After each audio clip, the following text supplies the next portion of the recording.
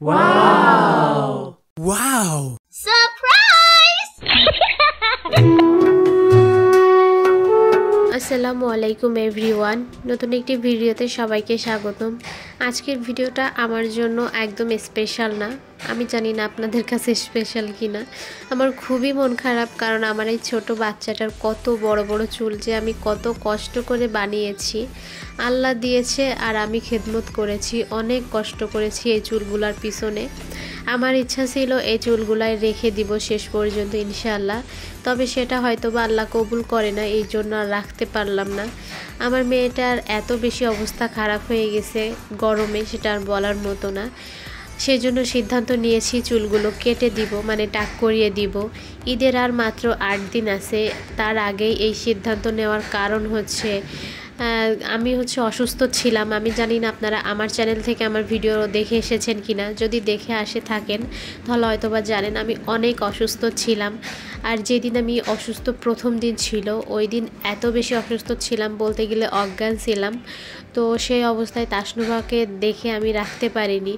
আমি বাবার বাড়িতে ছিলাম, ওর ভাই বোনদের সঙ্গে গরমে বাইরে খেলাধুলা করছিল, আর চুলটা পুরো মানে খোলা ছিল, কপালে ঘেমে চুলে ঢাকা ছিল, তার ভিতর দিয়ে এত পরিমাণ ঘামাচি বের হয় যেটা বলার বাহিরে, যেটা আপনারা না দেখলে বুঝতে পারবেন না। এক কথায় ওর কপাল দিয়ে পিঠ, হাত, পা, পেট সব জায়গা দিয়ে ব্যাঙের গায়ের মতো হয়ে গেছে, এত বেশি ঘামাচি উঠে গেছে।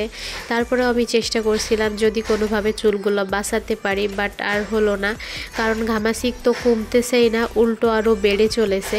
এই জন্য ভাবলাম নিজের শখের চেয়ে ওর জীবনটা বাঁচানো অনেক বেশি প্রয়োজন। সেজন্যই হুট করে ডিসিশনটা আমি রাতেই নিই। আর এখন কিন্তু রাতের বেলা, রাত এখন 9টা বাজে, আর এই 9টার দিকেই ভাবিকে বললাম যে ওকে টাক করিয়ে দেন। আমি আসলে ছোট বাচ্চাদের টাক করাতে পারি না।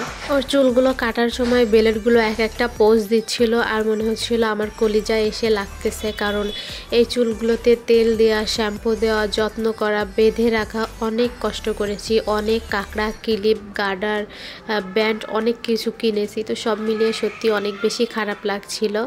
তারপরেও কিছু করার ছিল না, কারণ মেয়ের কষ্ট হচ্ছিল, আর ওকে কষ্ট দেওয়া থেকে মুক্তি দেওয়াটাই আগে, সবার আগে এটাই মনে করলাম। তো সেভাবেই আর কি তাকে টাক করিয়ে দিয়েছি। চুলগুলো কিন্তু অনেক বড় হয়ে গেছিলো, সেটা তো আপনারা আগে ভিডিওগুলোতে দেখেছেন। আর এই চুলগুলো দেখলেই বুঝতে পারছেন যে কত বড় হয়ে গেছে, আর এত বড় চুল করতে কতটা কষ্ট হয় ছোট বাচ্চাদের। গরমেতে আমি সবসময় ওকে বেঁধে রাখতাম যাতে ওর গরম না লাগে, ওর ঘামাচি না হয়, কিন্তু ওই একটা দিনে একদম সব কিছু শেষ করে দিল। আর কি করব, আল্লাহ না চাইলে আসলে কিছুই করা যায় না।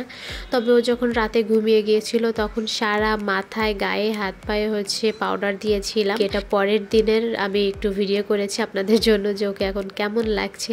বেশি একটা ভালো লাগছে না টাক করার পরেও, তবে ও সুস্থ আছে, এটাই আলহামদুলিল্লাহ।